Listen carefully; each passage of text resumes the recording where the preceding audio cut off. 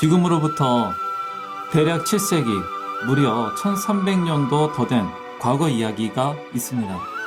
이 한국이 아직 3개의 나라로 쪼개져서 삼국시대를 지낼 때의 이야기인데요. 그 신라 쪽에 경주 만선사 북쪽에 마을이 하나 있었는데 스님, 그 과부가 있었다고 해요. 근데 그 과부가 아이를 낳았는데, 그런데 이 아이가 하필이면 12살이 될 때까지 말도 못하고 일어나지도 못하고 그렇게 지냈다고 해요. 그러니까 요즘으로 치면 장애 아이인 거죠, 스님.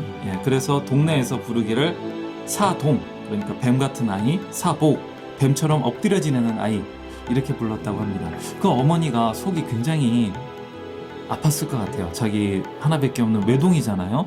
근데 아이가 이러니까 굉장히 힘들지 않았을까. 어머니는요, 이 장애아를 둔 어머니 입장에서는요, 그 평생에 무거운 짐을 지고 살아야 되는 겁니다. 그런데다가 이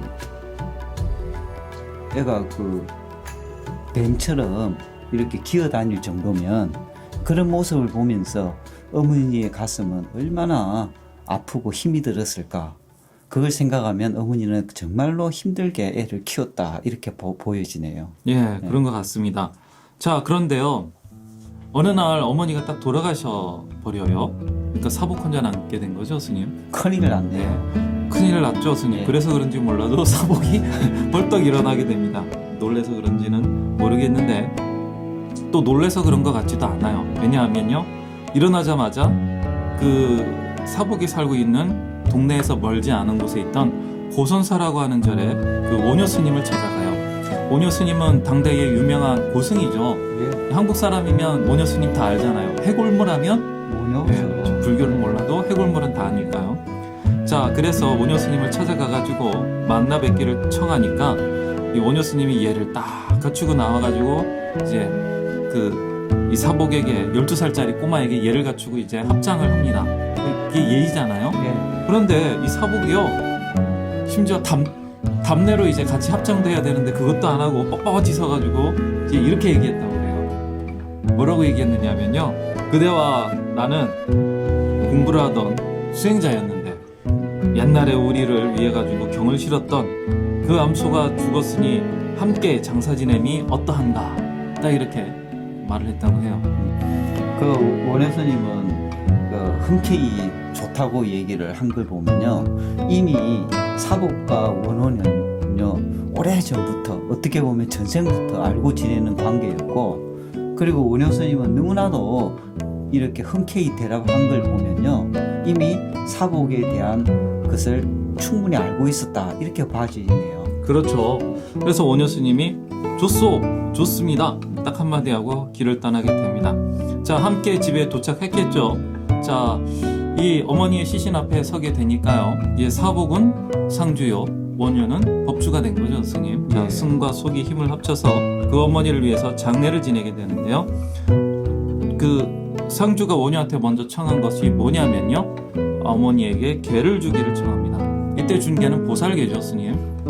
죽은 자에게 줄 수 있는 개는 보살개밖에 없습니다. 그렇죠. 그 영가가 알아듣기만 하면 되니까요.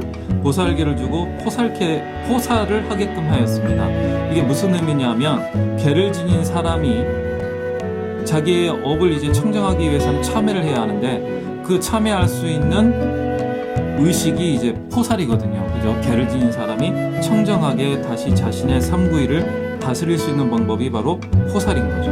그 죽은 자에게 보살개를 주고 업장을 정화시켰다.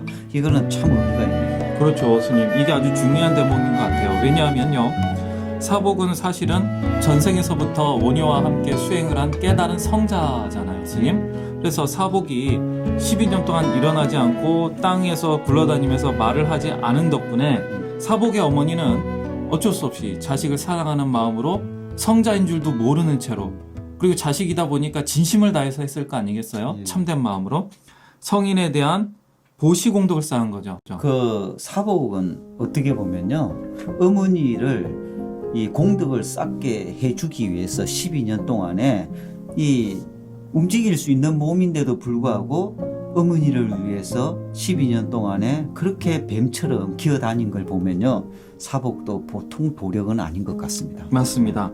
자, 이 두 가지 성자인 사복을 보살펴준 덕분에 공덕을 쌓게 된 어머니, 예. 그리고 원효 스님의 법력으로 이제 지계를 잘 갖춘 지계 공덕을 지니게 된 어머니, 이 두 가지 공덕을 갖추게 한 이유가 있을까요? 있습니다. 뭘까요? 부처님 당시에도요, 부처님께서요, 천상에 태어난 최고의 비결은 바로 지계와 보시다, 이렇게 얘기했습니다. 대승불계에 와서는 정토에 가는 극락정토에 왕생할 수 있는 정토 개념으로 바뀌게 되죠, 스님. 그렇죠. 천상이 이게 대승불교에서는 그 극락 정토로 최고의 아름답고 최고로 가고 싶은 곳이 극락이죠. 자, 이렇게 극락에 보내드리기 위한 사복의 효가요, 이제 한 단계 더 나아가게 되는데요. 뭐냐면 보시공덕도 지었고요, 지계공덕도 지었는데 한 가지 부족한 게 있다면 부처님의 가르침을 아직 모르잖아요. 그렇네요. 그렇죠. 예. 자, 어떻게 부처님의 가르침을 과연 사복의 어머니에게 전해주었을까?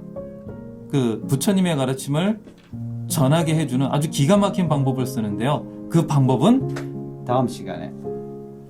우리 2부에서 다시 할까요? 예. 다음에 다시 뵙도록 하겠습니다.